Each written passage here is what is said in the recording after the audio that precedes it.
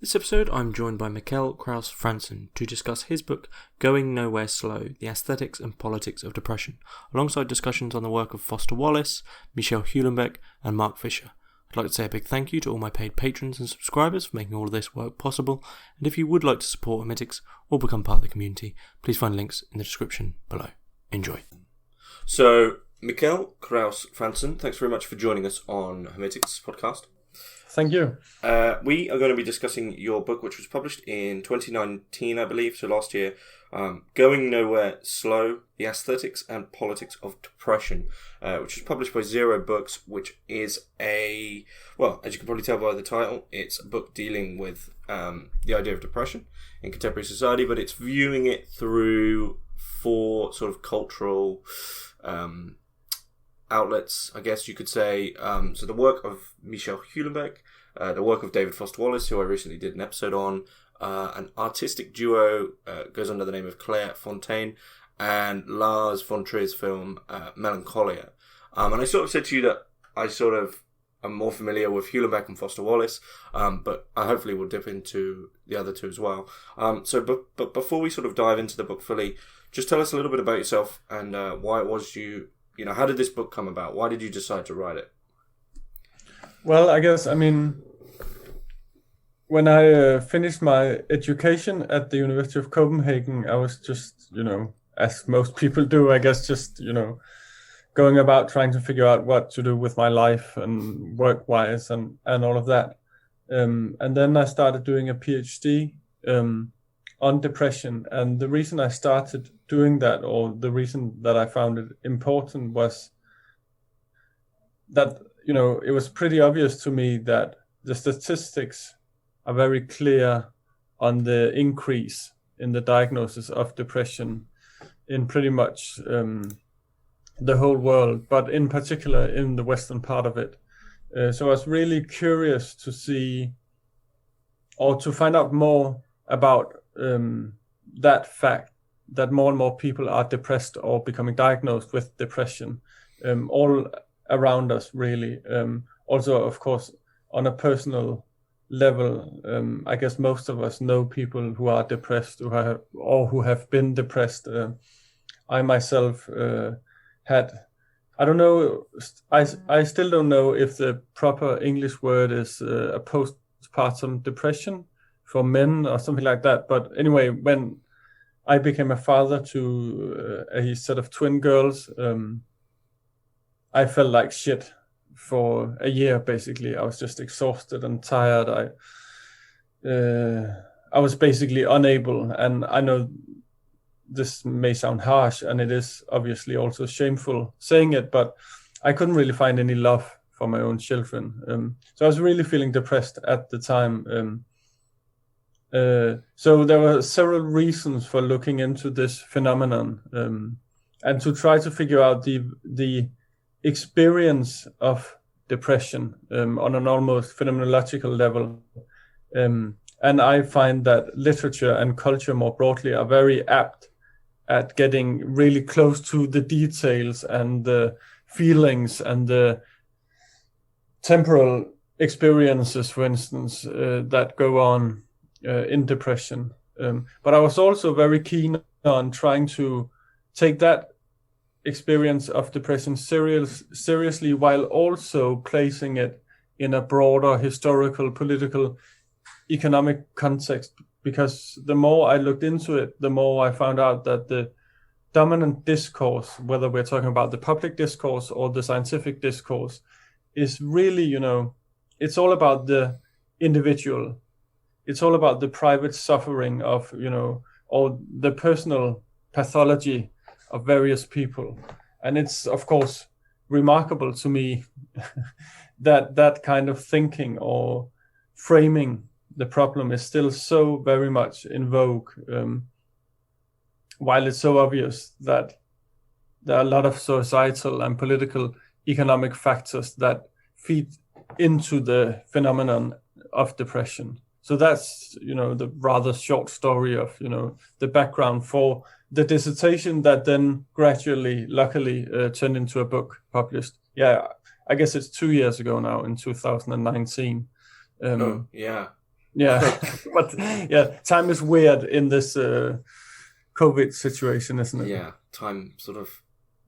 I wonder. I was thinking that the other day. How 2020 is going to seem in 5 or 6 years? Is it just going to be this sort of like memory hole where we all just like blanked it out? Yeah. But it's, I think 2020 seems to sort of be dragging its heels. It's still got a few months left in a way. Yeah. So that's a pretty good overview. And I mean, the personal aspects there are pretty. Not to comment on it too much, but the postpartum depression in men is especially something which I've heard of before, but I guess is rarely focused on because it's one of those things, I guess, that still has stigmas attached to it. So it's probably, it's quite a strange one, I guess. But yeah, so before we move into sort of the specifics of, depression and the politics of depression, I do have to ask you the Hermitix question. You can place 3 thinkers, living or dead, into a room and listen in on the conversation. Who do you pick and why? Yeah, it's a very difficult question, of course. But I've chosen Ursula Le Guin, who is obviously a writer who was a writer of science fiction novels, but who is also, in my mind, a very important thinker, both for the 20th and the 21st century. A very important thinker in terms of ecological issues, political issues. So I've chosen her because she's both, she has a very clear view of the important matters at hand and the pertinent problems that are still facing us today. But she's also a very humoristic person, it seems, or her novels, at least, are very playful. So I would go with her. And then I would also go with thinker that has been important for me for years, but also for the book that we mentioned or talked about earlier, and that we're going to talk about more during this conversation. And that's the German Marxist and mystic, and I guess there's a lot of epithets to put on his name, but he's called Ernst Bloch, who wrote a trilogy after the Second World War called The Principle of Hope, Das Prinzip Hoffnung, in German. And it's a very paradoxical endeavor that he took upon himself during the Second World War, basically being in exile in the US. His wife's parents had been deported and were killed in the concentration camps.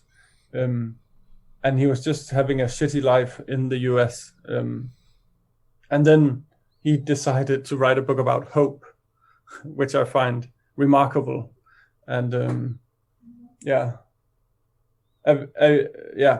so I would go with him. And then the last one is to give it a sort of Danish flavor. I would go with Søren Kierkegaard, who's also been immensely influential on my thinking, both on depression but also on life in more general terms. And he's, of course, a well-known philosopher for most people, I guess. And he's written a really beautiful book called Sickness Unto Death. It's called Sygdom til Døden in Danish. And it's about the phenomenon of despair, which I find a lot of resonances and echoes with the more modern phenomenon of depression in his writing on despair. So these 3 people in a room and I guess a lot of people would be interested to hear what they would have to say to each other. Okay. So before I sort of comment on the room there, it's interesting. I just realized you're now the 3rd Danish guest, and each and every one has either put Kierkegaard in their room or comment on him quite a lot. So it's quite nice. You've sort of, there's quite a few philosophers out there who, countries sort of keep them close. So he seems, that sort of happens every time. So there must be something in Kierkegaard that maybe is, truly only discernible to people from Denmark. Yeah, it's just, his prose, and I know academics and philosophers who have learned themselves Danish to be able to read him in the original. And that's, I would definitely recommend that, if not for the fact that Danish is a bit hard to learn and a very small and stupid language. But his writings are just, so beautiful. Mm-hmm. Is there, obviously with all translations, there's going to be differences, at least in not so much style, but the impressions that you get? Is there? I'm assuming you've read the Danish and the English. Like, is there big differences there? I mean, I think the translations that I've read, I think they have come out at on Harvard University Press. I think there was a couple or two people who've done the editing of those volumes. There's quite a lot to edit and translate. I think they are pretty good. So it's not like there were a lot of errors or misconstructions or anything like that. It's just that his way of writing and his particular attention to specific words and word plays and also picking up on German words, then transforming them, giving them a new meaning in a Danish context is very, of course, hard to capture in an English translation, for instance. But other than that, I must admit I feel a bit stupid for choosing him like other Danish guests on your show. But I mean, he is a great writer and a great thinker in his own right, whether he's Danish or not. Mm-hmm, mm-hmm. But one thing I would comment on your room that I guess might surprise people who we're talking about a book of depression is actually it's an extremely hopeful room. I mean, I haven't read any Le Guin, but everyone in there, as you say, Le Guin is very playful. Kierkegaard, there's a lot of hope, and is that the reason you picked the room, that there's something in there that people who are potentially dealing with these kinds of things, I mean, especially Kierkegaard, their first trajectory is not to sort of dwell, but to find a way to, leap beyond it? Yeah, I think that is a common thread, and something that aligns or, make for a great conversation between these three people is that they deal with, pretty heavy and dark stuff, whether we're talking about ecological catastrophes or the horrors of the Second World War or, just general despair in mid-19th century Copenhagen. And so that's what they really dive into, but they all insist in their various ways to also try at least to leap or go beyond that and try to find some glimmers of hope or some kind of paradoxical impulses that can lead to change, whether we're talking about personal change or more, collective political change. And of course, that's also something that has been pivotal for me and for my work on depression, to have this twofold focus in a way, to deal with the horror of depression, as David Foster Wallace would perhaps put it, but then also trying to think about, okay, how do we get out of the state of depression? Is there a way out? And if so, what form could that road take? So I think that's been important for me, not just to, I mean, I don't mean to sound like some kind of, stupid optimist that is just saying, well, the glass is half full or anything like that. It is really recognizing that the glass is empty. But then also trying to stay with that lame metaphor, to try to, to find some water or another liquid to put in there, and to make us, breathe again or swim again or whatever. Okay.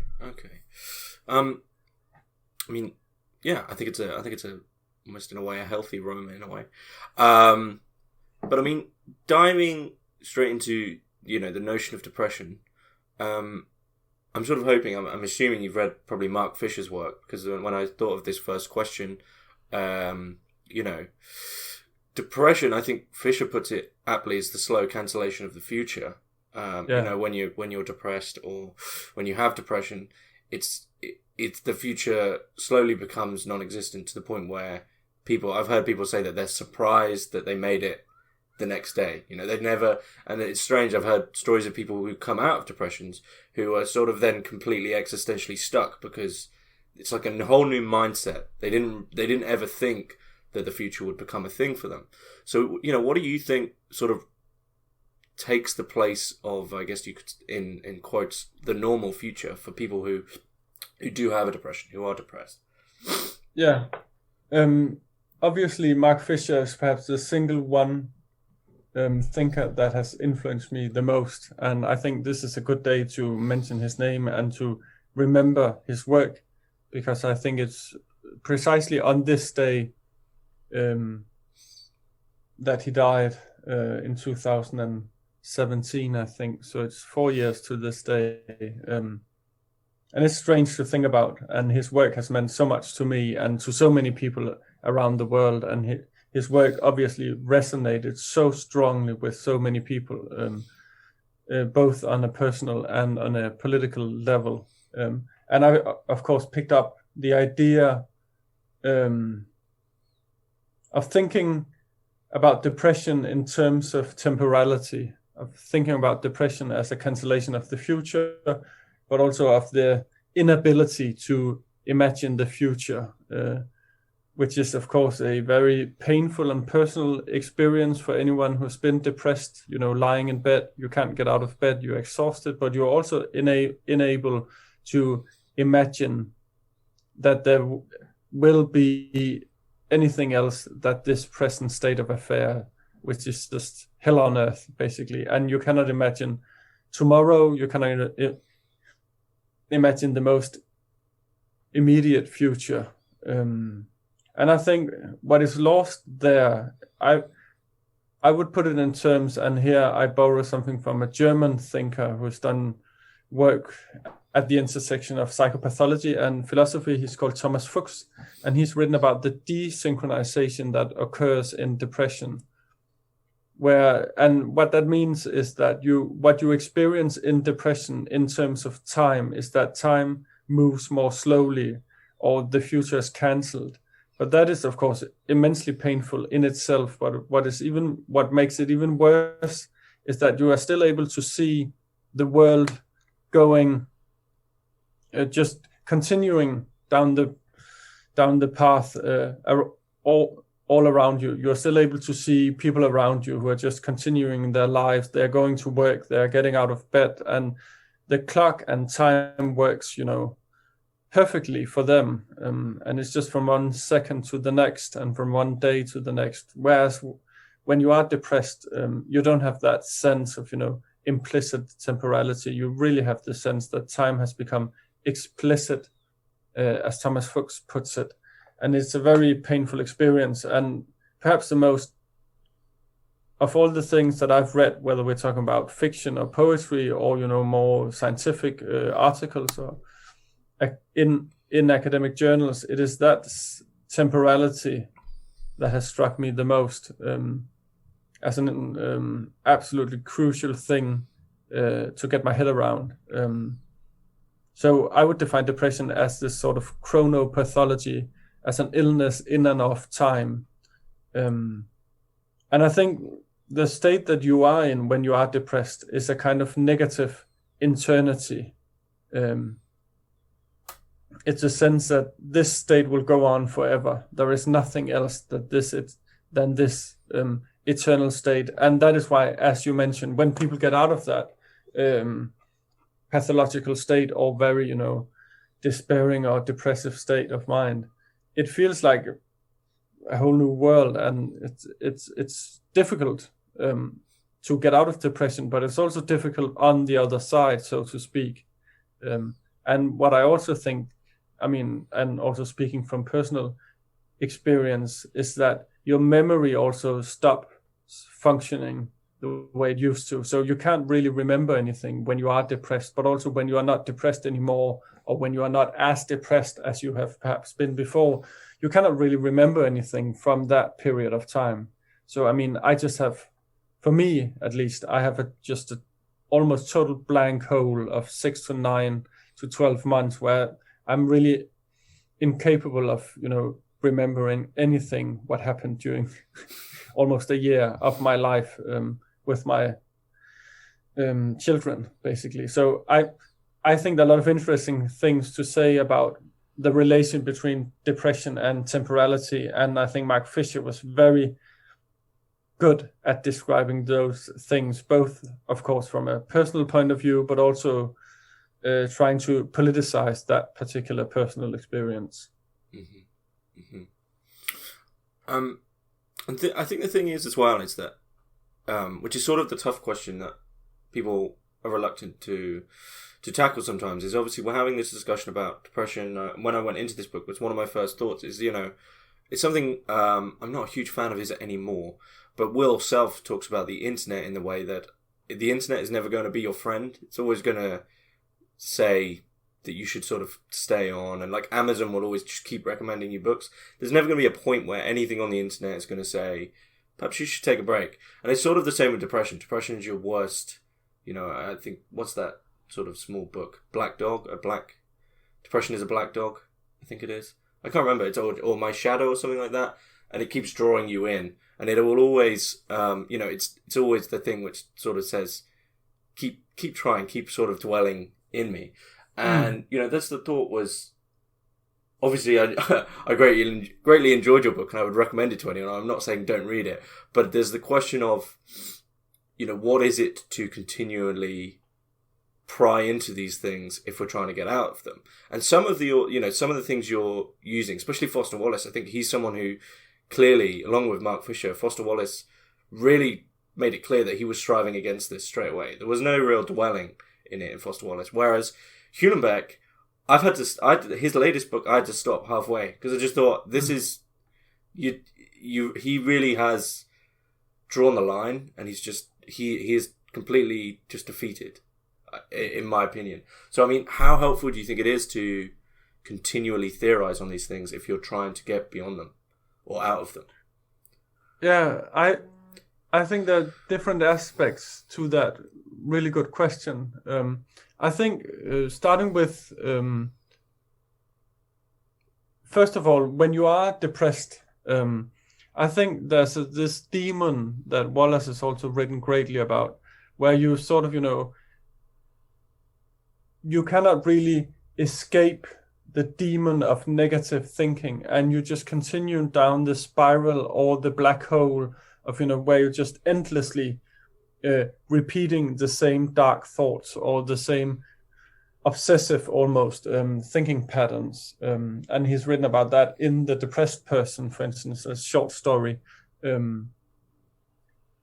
So I think there's that, which is a danger to anyone who is depressed, that of course, I mean, it's not easy to get out of that, because it's sort of like an album that you put on the, what's that called in English? The record player. Mm-hmm. And it's just, it skids. So it just keeps repeating the same, small musical phrase over and over and over again. It's just, you're really stuck in this same obsessive and unhealthy rhythm in a way.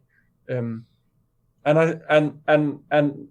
that's where, psychologists will tell you, well, you need to stop this negative thinking and you need to start embarking on a journey of positive thinking. And if you can change your mindset and if you can change your way of thinking, then you will get out of depression. And I think so there's a lot of, thorny questions, because, I mean, it's clear to me that and I think anyone who has been depressed will agree on this, that it is not sustainable to stay in that depressed, negative thinking. But then on the other hand, I'm not quite sure that the solution is just to, say, well, you should just be more positive and then everything will be all right. And then, I mean, that's the first part of it. The second part of it is, if you're then afterwards or on the side trying to theorize depression, I think that's important also to take the experiences seriously, whether these experiences are your own or not. But it's also important, as I guess I write somewhere, to find a discourse about depression that is not in itself utterly depressing. And I think that's where Houellebecq, for instance, fails. He not only dwells in his depression, he also finds this weird joy almost in, just really, indulging in his own, sort of, male or machismo state of, depression, which I think is very well aware of, to be honest. But that's also why I found his work more and more repulsive the more I've removed myself from it. But I've also, to be honest, been less and less fond of the work of David Foster Wallace. And I guess maybe that's just the fact of working with a writer for too long. You're just going so deep into his or her way of thinking, and then you're just really fed up with it at one point. And I've certainly also reached my limit with the work of David Foster Wallace, but on totally different grounds than my hesitation with Houellebecq's latest novels, which I have also found very hard to read or even finish. I'm not quite sure if I've answered your question, but that was just what sprung to mind. It's strange. I had the same thing with Foster Wallace. When I recorded the episode on him, I was so into him when I was younger. When I was about 18, I just had this, like, I think people who are into Foster Wallace will know what it's like when you first, and if you really get into him, people will know what I'm on about. Like, you go head first into it for like a year of just pure Foster Wallace mania. And then the reason for me, the Houellebecq one, I completely agree with you. It was the indulgence, almost like, not to beat around the bush, but like he was almost getting off on like, how miserable can I make this character to the point where it still seems realistic? Like, it couldn't get any worse without being like ridiculous.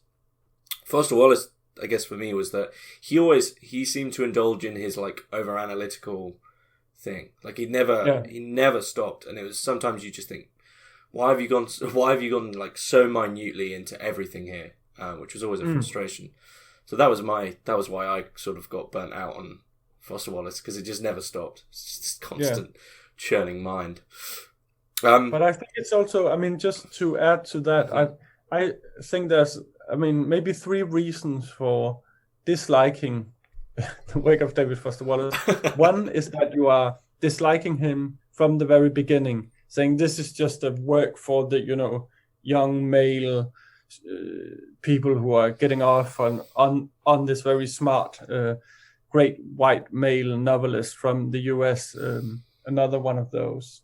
And then and that's the first reason, maybe. And the second one would be the one that you've just described, that you are, you have just read him so intensely that at some point in time, it just gets too much in a way. His smartness also, and all of that. The reason, and the third reason, I would say, and that's the one that I've also struggled with, is that dealing with his work within the context of depression was also just so excruciatingly hard, because I realized at one point, and this is not to pathologize his work or anything, but I just realized at one point that every single word of his could be viewed as very symptomatic of a depressed person's state of mind or way of writing. And reading Infinite Jest, reading The Depressed Person, reading other stories and essays, it became clear to me that he was just so depressed for most of his life. And he was just so, as you just said, he was so keen on analyzing it to the very end, his own, pain and his own depression and his own horror and the analytical details and his phenomenological experiences. They are so accurate, but they are also very pathological in a way. And he just goes on, and he's very aware that, I think he puts it several times along the lines of, the analysis is not the cure, which is, of course, an old Freudian insight, that even though you have the best analysis of your own or a patient's, pathology, it will not be enough. It will not be enough to be aware of why you are feeling like this. It will not be enough to get out of that feeling. And I think that kind of, it's just a black hole, basically, when you go to find his work, and you cannot get out. But that's not the worst thing. The worst thing is that you realize that he couldn't get out either. Mm-hmm. It's interesting that you bring up the quote that, the analysis isn't the cure, because this is when I think of depression, I always think of the sort of famous little R.D. Laing clip where he says depression's like being in the deepest, darkest dungeon, the cell right at the end, but the door's unlocked. You have the choice to walk out, but everyone always wants. They always say, "Oh, I need to know how I got in here," and so. But that analysis is almost always, at least for Laing and the anti-psychiatry movement in a whole, seems to, promote this idea that it is just a state of mind that you could just go like, right, you know what, the door's unlocked, I'm done. It seems to be that people sort of dwell in that cell. Do you agree with that idea that that's, possible? It seemed earlier that you were a bit critical of, contemporary psychology sort of says you need to just change your mindset, and it always comes from a position of like, yeah, but I'm not in a mindset that really understands that. The depressive mindset isn't one that, it's just not really the same as any rational mindset. So people saying, oh, just change your mindset, it's like, well, I don't know what this mindset is really, so how can I do that? Do you think there is a possibility of like, oh, I'll just leave, I'll just stop being depressed? No. No, but of course, I mean, I haven't read too much of Laing or the anti-psychiatry movement, to be honest. And I've been meaning to do that for a long time, but I've never really gotten around to it. And I think there's a lot of crucial insights that we really need to take seriously in this day and age, even though they have been, at least in a Danish context, they've been ridiculed. And if you bring up this kind of work, you will not be taken seriously by anyone. And there are also, of course, immense problems with some of their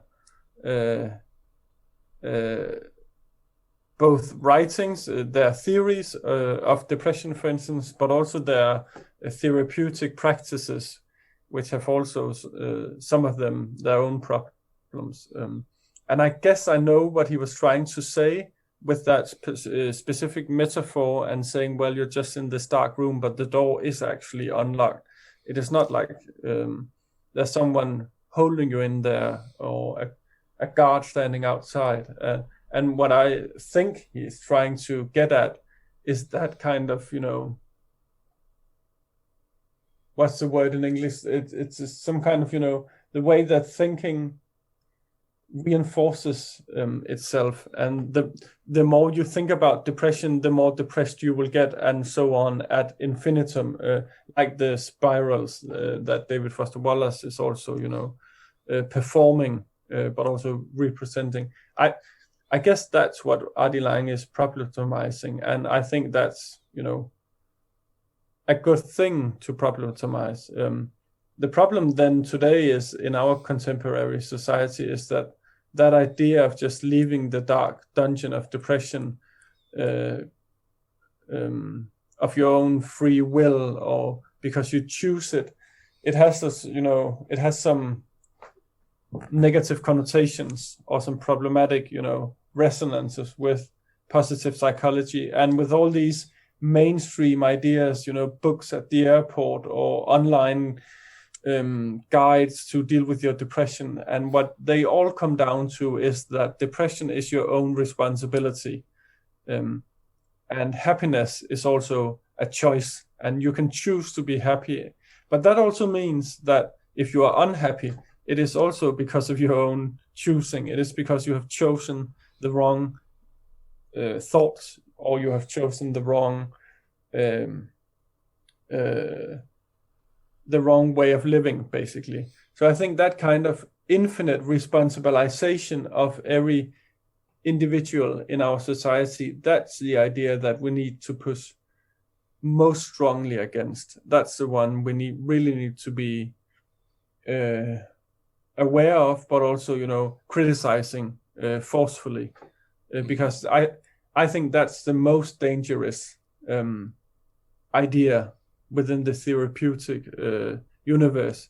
It is that you are solely responsible for your own health, for your own, well-being, but also for your own happiness.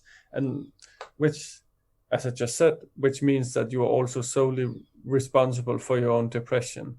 And I think we need to really stop talking about depression in those terms, and we need a much more nuanced and a much more collective, politicized understanding of depression, instead of just going about it in a very narrow-minded, individualized discourse. So, what sort of societal and political structures do you see as forming the basis of many people's depressions, especially in the West? Sorry, you just fell out. Which societal and political structures do you see as forming the basis for depressions in the West? Well, I think, the easy but also probably the most correct answer would be capitalism. But as a queer theorist, Anne Svetkovich has written, saying capitalism is a problem doesn't help me get up in the morning. And I think that's very accurate. But I think, the capitalist societies in which we live is a key factor in the increase in the diagnosis of depression. But we can also perhaps be a bit more specific than that, at least for the sake of the listeners. So I'll just bring out one concrete example of the way that the political economy has a role to play when we are talking about psychopathology in general and depression more specifically. And that one example would be debt and indebtedness, because it's well documented that people who are in debt are much more likely to suffer from depression and various other mental illnesses than people who are not in debt.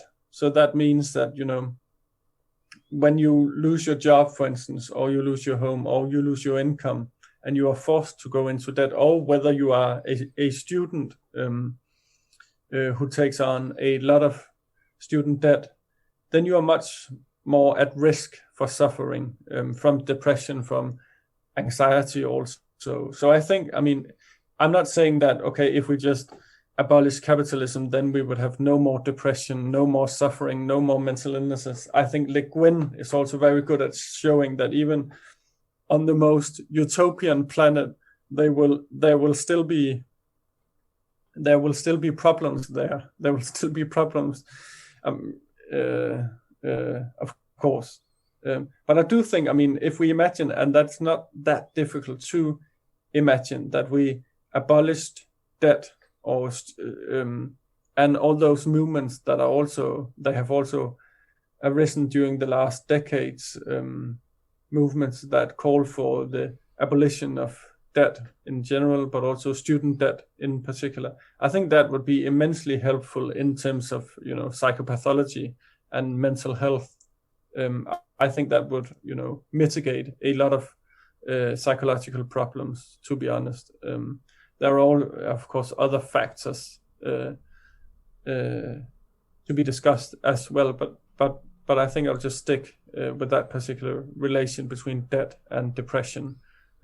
Another one would be poverty and depression, where the American Psychological Association has also shown that, I think, if you are living in poverty, I think you are 3 times as likely to get a depression than if you're not living in poverty. So I think the numbers are really clear on this point. And of course, you also have psychologists and psychiatrists talking about these issues.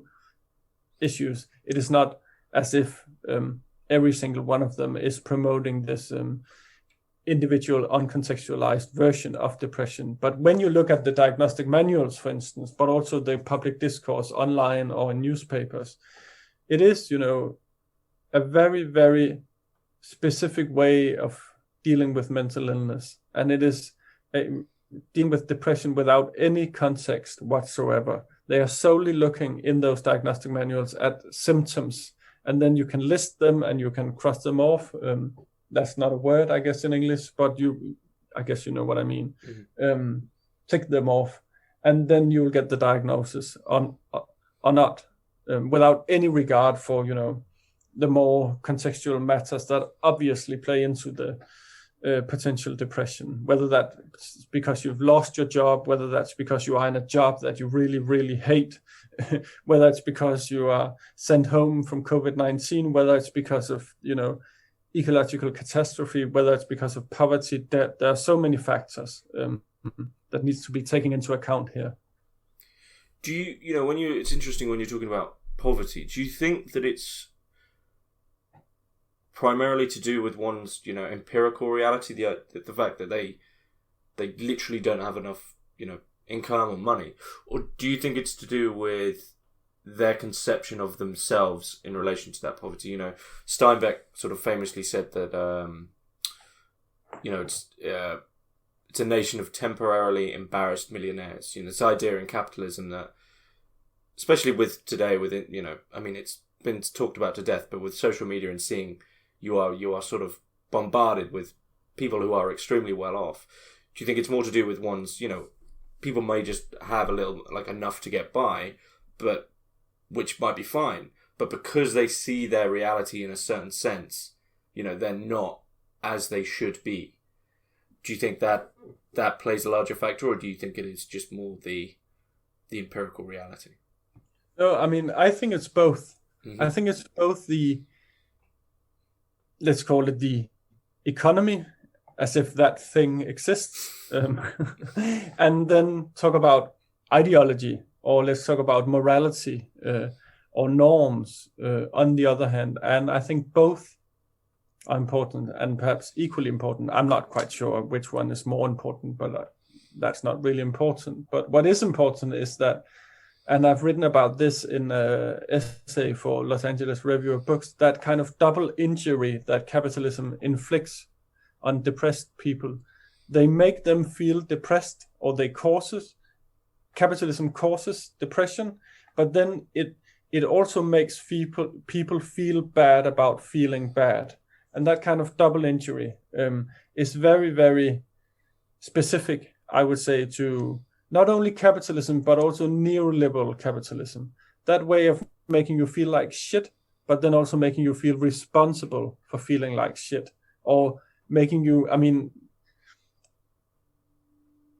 the way that, poverty has also been not only personalized, but also criminalized, I would say, so that when you are poor, you are not just struggling with the empirical reality, as you put it, you're also struggling with, the shame that goes along with it. You're struggling with the contrast between your own life and the world, the billionaires, whatever, and you're struggling with the moral judgment that is passed upon you by therapists and by the more, public discourse and culture.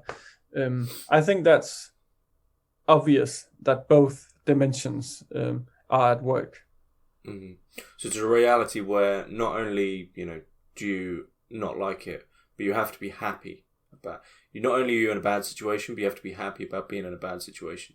Do you, what do you think that causes to your psyche, where you're put in that bind where you have to force this false persona? A lot of people make jokes about minimum wage retail workers in the UK, and people get annoyed because they're not happy when they serve you, and it's like, well, why should these people have to be happy? You're forcing something in you which is completely not true. What do you think that does to you? Well, we can look at what it does to Justin in Lars von Trier's movie Melancholia, which I write about, and where that imperative of happiness, or the ideology of happiness, is put in front of her quite brutally by her brother-in-law in particular, who's played by Kiefer Sutherland in the movie. And she is just basically depressed at her own wedding, and she is feeling like shit, and she's constantly also desynchronized from the wedding, in the sense that when they are supposed to cut out the wedding cake, she is not there, she's taking a bath. When they are supposed to do the wedding dance or whatever, she is not there because she is in a different time zone.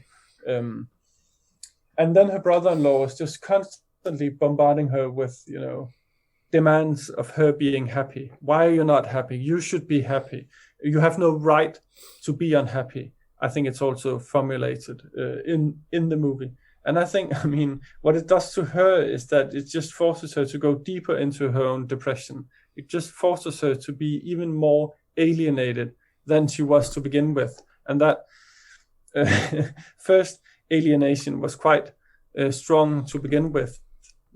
So I think that's a common psychological reaction, isn't it? That, when you are living in a situation or when you are feeling depressed, it is not exactly helpful to have people saying to you, well, you should just put on a happy face, or you should smile and you should be happy all the time. But that is sort of the message that you are getting when you are depressed. And some of that is, of course, imagined. You're lying in bed and imagining that all your friends are out living these incredibly fanciful, happy lives with, drinks and partners and children or whatever. But some of that is also very real, in the sense that you can actually meet people who will say this to you. You can actually meet therapists who will say this more or less explicitly to you. And I think that, that's just brutal. Well, it's complete alienation. It's just saying you're not the norm. So this is something I think I've never really truly worked out, at least for Foster Wallace. Do you think any of these projects which seek to, go beyond depression, try sort of go back but go forward at the same time, and some, get beyond irony or begin to be sincere, do you think any of these have been successful or have found a way to really deal with depression in an original way? That's just one of those almost impossible questions. It depends what you mean by successful, I would say, because David Foster Wallace was successful at describing very accurately the pain of depression, but he was not successful in evading or escaping that pathology himself. But then we're also talking about, I guess, suicide as a kind of failure, and I would be very reluctant to do that, just as I would be reluctant to say that people who die from cancer have lost the battle to cancer, or they died because they didn't have a strong enough will to live, or anything like that. So I think basically we should avoid those categories and dichotomies, thinking about health, whether that's mental health or not, in terms of success and failure. But I think that's just my way of also going about your question in a roundabout way.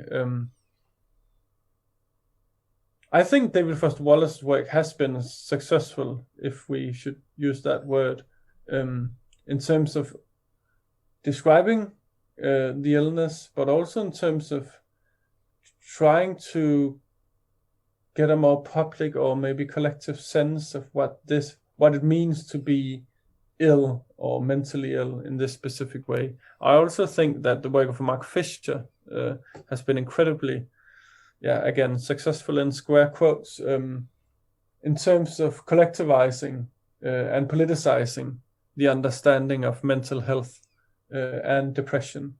But of course,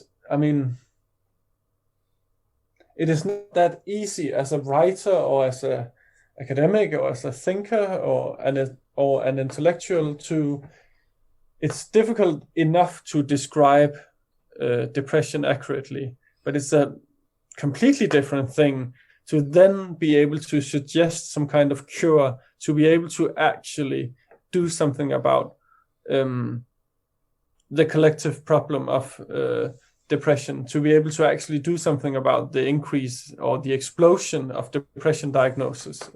I'm not quite sure that's the solution or the cure lies at that level. I think that's much more on a political, economic level than at the level of individual authors or books. But I do think that authors like the one we've mentioned, we could also mention Claire Fontaine, we could mention a lot of other artists who have worked with depression. they have done important work in trying to de-individualizing the problem. They have done important work in trying to, I'm not quite sure what to say really. It's difficult talking about cures and talking about solutions and talking about success. So help me out here. Well, I think that's it's a tough question, especially the idea of success. And I mean, in terms of specifically in terms of Foster Wallace, he has, in multiple essays, and I think in Infinite Jest as well, he comments a lot on the idea of failure, which is sort of seems to be a relatively inherently capitalist idea. This idea of like a very clear cut conclusion and like to actually be a failure. So I think success is probably basically the same thing, but in reverse. Like you either, the idea of not succeeding, it implies some sort of like place that you need to be or need to get to.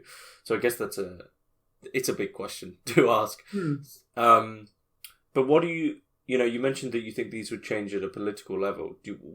Is there something, perhaps not clearly, but something you would see changing on a political level that you think would at least open up the discussion in a way that, that Mark Fisher was pointing towards? I mean,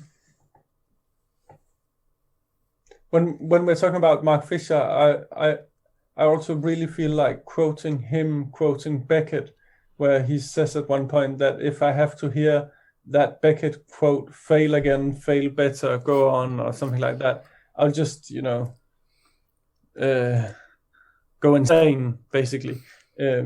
Which is a way of going about a common tendency on the left to just, to really indulge in that kind of, failure and trying to promote pessimism or failure as a way out or as a strategy, both political and aesthetic. And I think he's right, Mark Fisher, in saying that that is not a strategy. Let's try to not just, not quoting that quote anymore, but let's also try to think about the solutions or political movements in different terms and on different levels.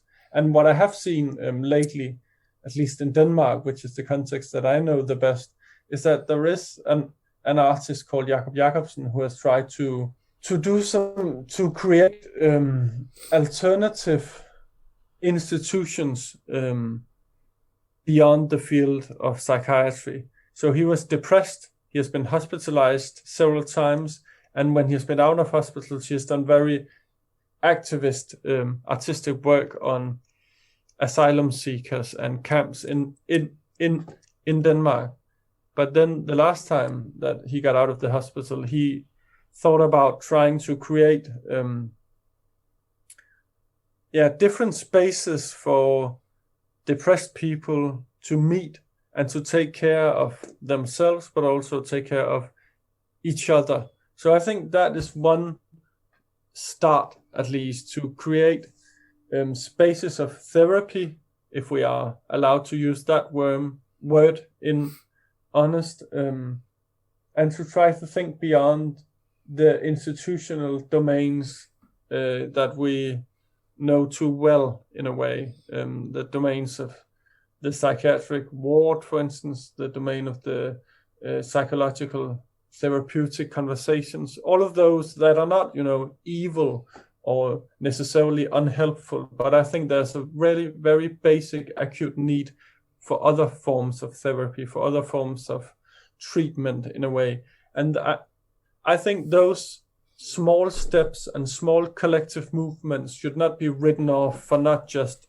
engaging in a, complete revolution from day one, because as I've also written somewhere, before you can do revolution, you need to be able to get out of bed. But you also need some kind of collective sense of doing something important to be able to get out of bed. So there's, of course, this dialectical relation between them. And I think that's a good place to start, in a way. I think Mark Fisher was onto something similar in his thinking on communism as a therapeutic political movement, in a way. But then, of course, there's a different level, and that has to do with, the economy, the political economy on a larger scale. And I think that's, of course, much more difficult for artists or academics to engage with. And here I'm thinking about the way that psychiatry, when politicians in Denmark have met to distribute the money of the welfare state, psychiatry has been right at the bottom of the list. So it's pretty worn down, and I guess that's the same in a lot of other countries. If that healthcare has not been totally privatized or just erased by now, as we've seen in the US, for instance. So I think there are different battlefields when dealing with depression, very different battlefields. But I do think that it is important to try to connect these battles and to build alliances, basically, so that we are not lying in each our bed feeling like shit or feeling depressed, but that we maybe someday get a sense of, a common ground or a common collective sense of doing something important together. Okay. We're getting on for an hour here. Is there anything you would like to add in about your book that you think is sort of key that we might have missed? I mean, obviously there's a lot more going on in your book, but if there's anything you'd like to put in that you think is sort of key to what it is you're writing about specifically. No, not really. I mean, what I would just want to say is that I think there's still a lot to think about here in terms of the climate crisis, but also in terms of COVID-19 and mental health.